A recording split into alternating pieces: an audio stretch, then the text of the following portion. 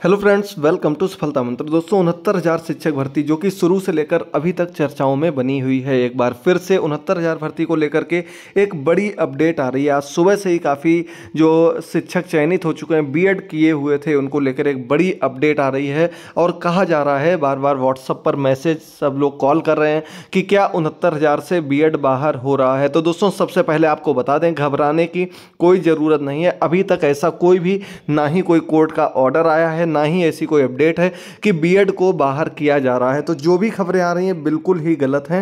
ये इस प्रकार का कोई भी उद्देश्य नहीं किया गया, ना ही इसको लेकर कोई कोर्ट ऑर्डर आया है, ना ही इसको लेकर कोई याचिका पड़ी हुई थी।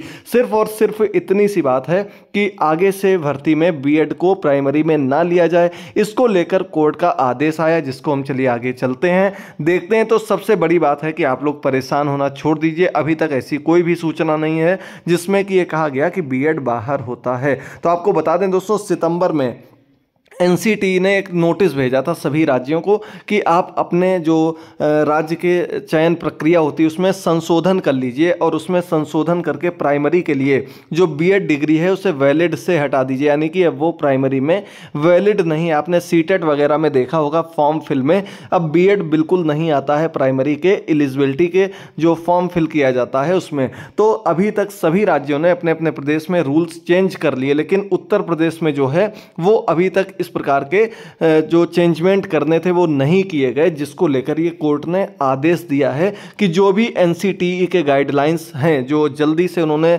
अभी सितंबर में गाइडलाइन बनाया है, उसी गाइडलाइन के आधार पर आप चेंजमेंट कर लीजिए, और ये चेंजमेंट आपकी आगे आने वाली भर्तियों के लिए वैलिड होगा। यानी कि आप डीएलएड बीटीसी वाले अगर हैं तो आगे की वैकेंसी में प्राइमरी में बैठ सकते हैं, ना कि आप बीएड वालों को इसमें शामिल कर सकते हैं। तो सीधा सीधा ये मतलब है। बाकी जो लोग कह रहे हैं 69,000 बाहर होगा, हो सकता है, तो ऐसी कोई अपडेट नहीं है। सीधी सी बात है। देखिए, मेन चीज़ है 3 साल हो चुके हैं। सबसे बड़ी बात, 3 साल बाद आपको ऐसे नहीं निकाला जा सकता है। बिहार का केस अलग था, वहाँ उन्होंने पहले से ही कह रखा था, और वो भी निकाला जाना इतना आसान नहीं है, क्योंकि जब सरकार आपके सपोर्ट में है तो इस प्रकार के कार्य नहीं हो सकते। आप लोग चयनित हैं, सब हो कर के आप वहाँ तक पहुँचे हैं। वही हाल बिहार में भी है। सरकार हाई कोर्ट से अब सुप्रीम कोर्ट में जा रही है अपने जो कैंडिडेट्स चयनित हो चुके हैं उनके सपोर्ट में। तो यही हाल होता है, जब एक बार आप चयन कर लेते हैं उनको हटाया नहीं जा सकता है। तो यहां पर आप लोग देख सकते हैं कि प्रदेश सरकार अब कोई भी भर्ती अगर करे